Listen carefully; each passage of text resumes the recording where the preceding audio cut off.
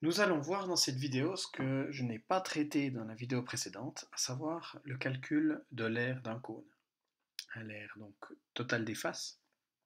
C'est quelque chose de compliqué, alors c'est quelque chose qui sort des objectifs de 11e année, mais que je donne quand même en exemple ici. Alors, pour faire l'aire totale des faces, il faut déjà voir qu'il y a deux faces, entre guillemets. Il y a la face qui est facile à voir, c'est ce qui est en bas ici, c'est un disque. Par contre, il y a ce qui est un petit peu plus étrange, c'est la partie enroulée ici, courbée ici autour de notre axe. Pour voir ce que ça représente, comme pour le cylindre, je propose de couper, de donner un coup de ciseau ici comme ça.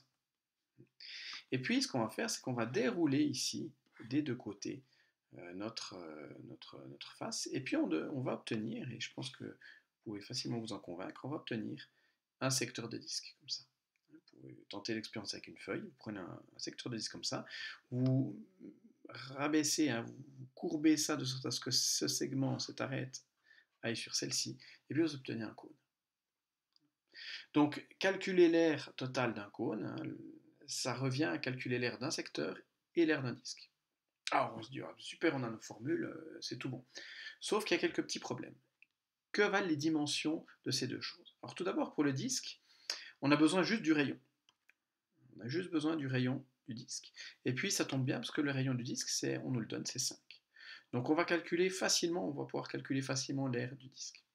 Qu'en est-il maintenant du cône ici? Et bien là, c'est un petit peu plus compliqué. Du cône, pardon, du secteur.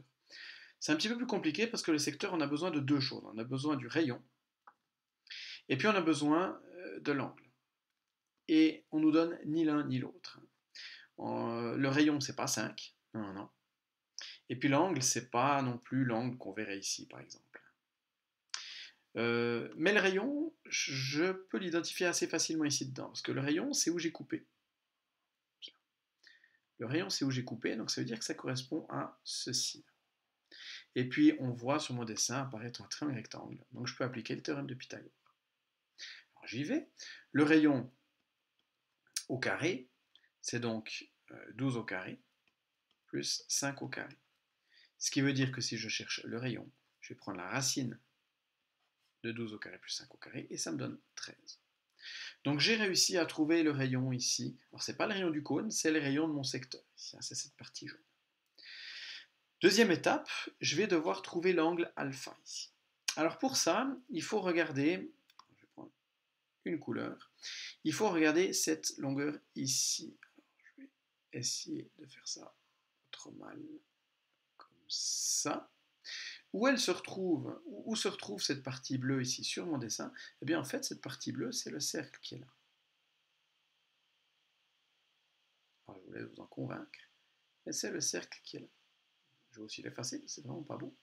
Je vais essayer de faire ça un petit peu mieux. Euh, alors si vous êtes convaincu de ça, eh bien on va pouvoir calculer alpha. Pourquoi? Parce que ici, cette partie bleue, ben, c'est 2, je peux le noter là d'ailleurs, c'est 2 fois pi fois le rayon, donc 5, donc ça vaut 10 pi. Et puis ici, ben, si j'avais alpha, je pourrais le calculer. Comment je calcule ça? Alors, je vous rappelle la formule pour calculer, alors ça c'est ce qu'on appelle une longueur d'arc, c'est 2 fois pi fois le rayon, attention le rayon on parle de celui-là, donc 13, fois alpha sur 360. Et donc ça on nous dit que c'est égal à 10 pi. Et on obtient donc ce qu'on appelle une équation. Je peux diviser par pi des deux côtés, comme ça je me débarrasse du pi. Alors bon, 2 fois 13 ça fait 26. Je peux le réécrire comme ça sera peut-être plus visible, plus parlant. Je peux même encore simplifier ici cette fraction par 2, donc ce qui me donne 13 sur 180 alpha égale 10. Je pourrais même calculer ça simplement à la machine. Et donc pour trouver alpha, je divise par 13 sur 180 et ça me donne que alpha il vaut 1813e. À nouveau, si ça vous déplaît, ça, rien ne vous empêche de calculer à la machine la valeur. Voilà, et comme ça on a trouvé la valeur de l'angle.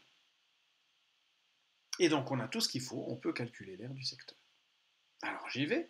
Donc l'aire déjà du disque, on a dit c'était pi fois 5 au carré, ça c'est le disque, plus, alors comment on calcule l'aire d'un secteur? On fait pi fois le rayon carré, attention le rayon c'est celui-ci, donc 13, et on fait fois l'angle, donc l'angle c'est 1813 divisé par 13, divisé par 360. Et puis voilà, mon expression ici. Alors, je prends la machine, hein, ou bien je calcule ça de tête. De tête, alors je ne le fais pas en direct, hein, je vous l'avoue, ça fait quelque chose comme 90 pi, si je dis pas d'air. Que vous pouvez calculer la machine si vous préférez. Donc voilà la méthode pour calculer l'aire d'un cône. Vous voyez que c'est compliqué. Alors pour le cône, c'était déjà compliqué, mais ici, ça l'est encore plus parce qu'on doit non seulement trouver le rayon, mais ensuite, en plus, on doit trouver alpha. Donc ça complique. Les formules sont plus méchantes. Ici, j'ai un arc de cercle, un secteur de disque. Voilà. Donc quelque chose qui est hors objectif de 11e année, mais voilà, on y arrivait quand même.